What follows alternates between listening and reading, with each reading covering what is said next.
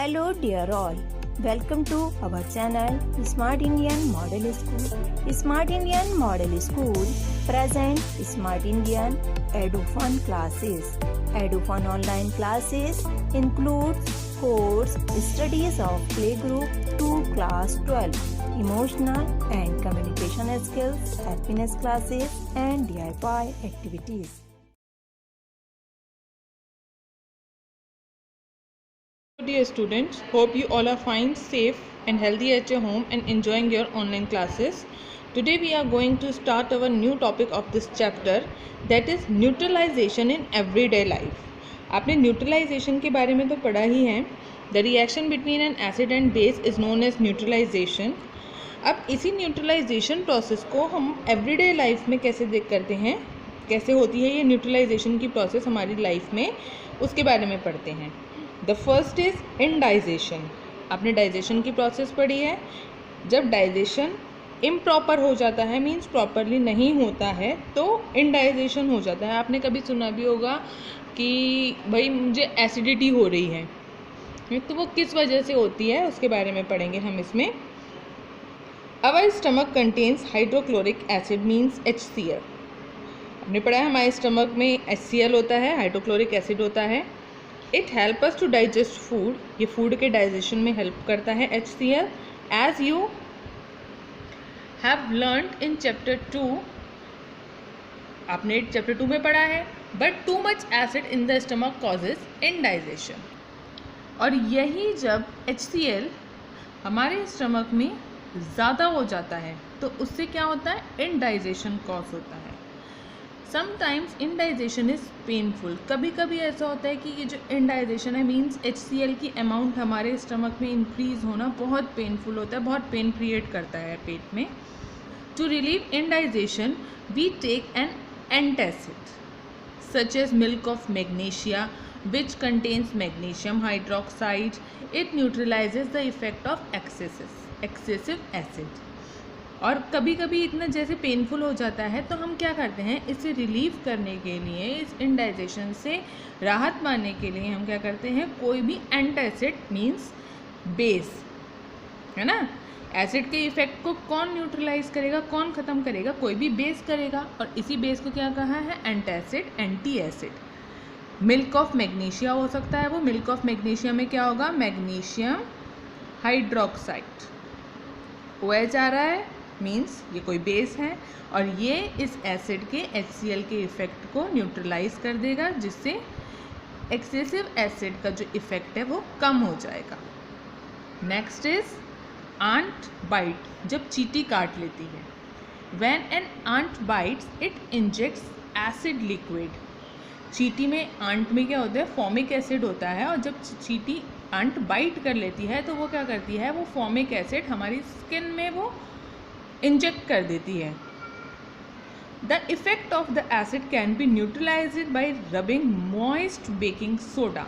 अब जब हमें देखिए एकदम कैसे हो जाती है हमारी स्किन, रेडिश हो जाती है ना. और रेडिश होने के बाद उसमें इचिक भी होती है, तो वो क्या, किस वजह से होती है, एसिड की वजह से. अब इसी एसिड के इफ़ेक्ट को हम कैसे कम कर सकते हैं, कैसे न्यूट्रलाइज कर सकते हैं, उस प्लेस पे बेकिंग सोडा को रब करके या फिर कैलामाइन सॉल्यूशन के थ्रू भी हम उसे कम कर सकते हैं, which contains zinc carbonate.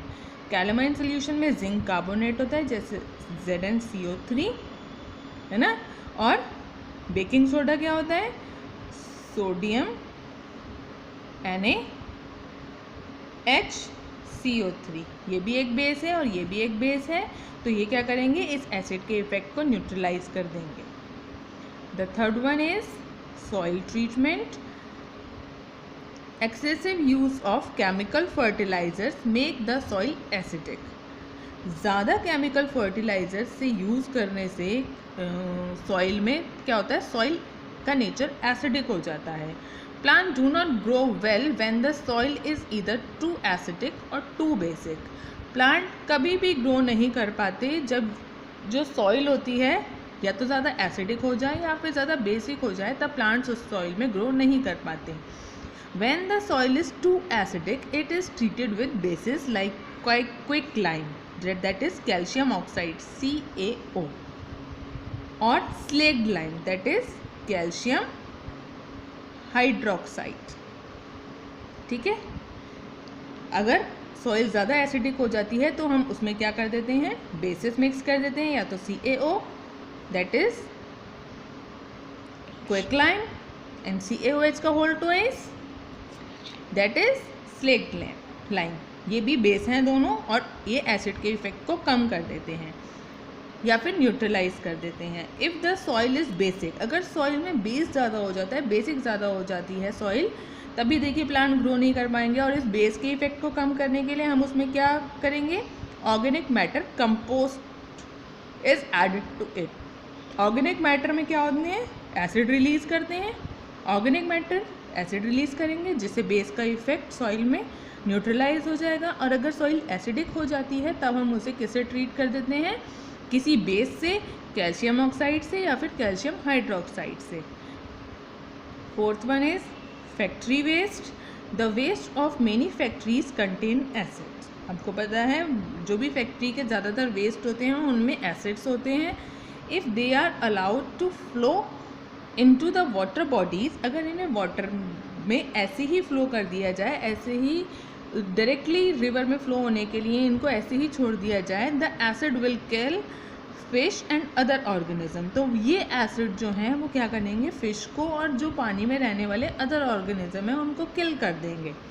The factory waste are therefore, इसीलिए क्या करा जाता है, फैक्ट्री वेस्ट को न्यूट्रलाइज किया जाता है by adding basic substance in it. उसमें कुछ ना कुछ बेसिक सब्सटेंस ऐड करके। आपको पता है एसिड और बेस एक दूसरे के इफेक्ट को न्यूट्रलाइज कर देते हैं।